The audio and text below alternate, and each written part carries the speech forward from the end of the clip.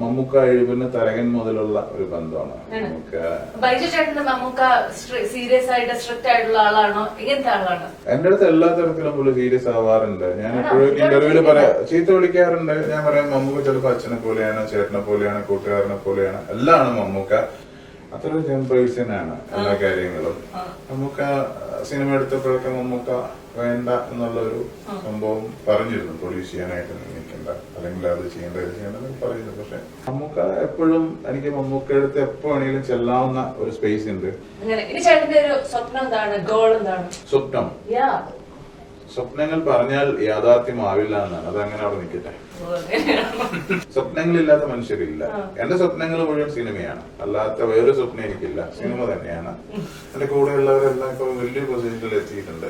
വലിയ പൊസിഷനിലെ കാര്യങ്ങളൊക്കെ ഒരുപാട് സന്തോഷമാണ്. ബാബുരാജു അങ്ങനെ ഒരു വില്ലെന്ന് മാറി ചെയ്തപ്പോ എനിക്ക് ഒരുപാട് സന്തോഷമാണ്. ഞാൻ എന്റെ തിയേറ്ററില് സുൽത്താൻ പേപ്പറിനെ വെച്ചപ്പോ അവിടെ വന്ന മുഴുവൻ ആൾക്കാർക്കും ദോശ വെച്ചിട്ട് എല്ലാരും വന്നിട്ടുണ്ടായി. കംപ്ലീറ്റ് സിനിമ കാണാൻ വന്ന ആ ഒരു ദിവസം മുഴുവൻ ദോശ, മസാല ദോശ, സാമ്പാർ എല്ലാം വെച്ചിട്ട് കൊടുത്തു. അപ്പൊ ഇവരെല്ലാം വന്നിട്ടുണ്ടായിരുന്നു.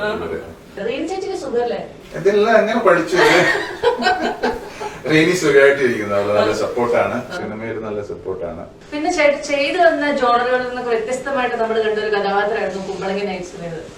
ചിറ്റപ്പൻ, തൂവൽ പക്ഷികളാണ്. അത് എനിക്ക് 8-9 സിനിമകൾ ആ സിനിമ തന്നെ ഉണ്ടാക്കി. അത് ശ്യാം പുഷ്കർ എന്നെ വിളിച്ചിട്ട് പറഞ്ഞു, ചേട്ടാ ഇങ്ങനെ ഒരു ക്യാരക്ടർ ഉണ്ട്. പക്ഷെ ആ സെറ്റിൽ ചെന്നപ്പോ ഞാൻ ആദ്യമായിട്ടാണ് അതിനകത്തൊരു സ്ക്രിപ്റ്റ്, ഒരു ഡയലോഗ് മാത്രമേ എഴുതി വെച്ചുള്ളൂ. നമ്മള് ഒരു തൂവൽ പക്ഷികളാണ്.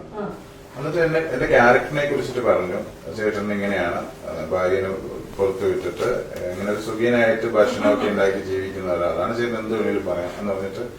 സാധാരണ നമ്മൾ സെറ്റില് കണ്ടു സ്റ്റാർട്ട് ക്യാമറ റോളിംഗ് ആക്ഷൻ ഇങ്ങനെ പറയുമ്പോ തന്നെ നമ്മൾ പെട്ടെന്ന് എല്ലാവരും തന്നെ ഒന്ന് ഇതാവും. ഇത് അങ്ങനെയല്ല. ഇത് ഡയറക്ടർ ചേട്ടാ എല്ലാം റെഡി അല്ലേ ചേട്ടാ, അപ്പൊ ഞങ്ങള് ഡൈനിങ്ങില് അപ്പൊ പകുതി ഇരിക്കുന്നുണ്ട്, എല്ലാവരും ഇരിക്കുന്നുണ്ട്. ചേട്ടാ അപ്പൊ നമുക്ക് എടുത്താലോ? എന്നാ ശരി ചേട്ടാ തുടങ്ങിക്കോളൂ. ഇങ്ങനെ ഒരു ഇതില് വന്ന എനിക്ക് തോന്നുന്നു. ഞാനപ്പോ എല്ലാവരും ചോദിച്ചപ്പോ അങ്ങനെ വന്നൊരു സിനിമയാണ് കുമ്പളങ്ങി നൈറ്റ്സ്.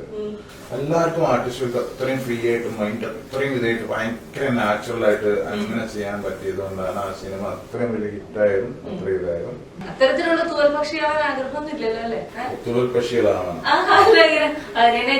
വിട്ടിട്ട് നമ്മൾ പാട്ടുപാടി കിടക്കാന്നുള്ള തൂവൽ പക്ഷിയാവാൻ ആഗ്രഹം. ഞാൻ റെഡിയാണ്. നിനക്ക് എങ്ങനെ ആഗ്രഹം ഉണ്ടെന്നുണ്ടെങ്കിൽ സോൾട്ട് ആൻഡ് പെപ്പർ ഇറങ്ങിയപ്പോഴത്തേക്ക് അവിടെ എല്ലാവർക്കും ദോശയും സാമ്പാറും ചേട്ടൻ സ്വന്തമായിട്ടാണോ ഉണ്ടാക്കി കൊടുത്തത്? കുറച്ച് ഞാൻ ഉണ്ടാക്കി കൊടുത്തായിരുന്നു. ദോശ ഉണ്ടാക്കാൻ അറിയോ?